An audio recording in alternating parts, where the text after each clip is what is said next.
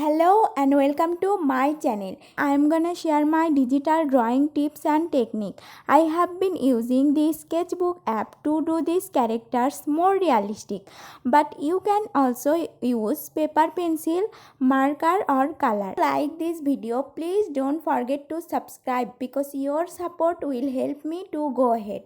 Okay, let's get started on it.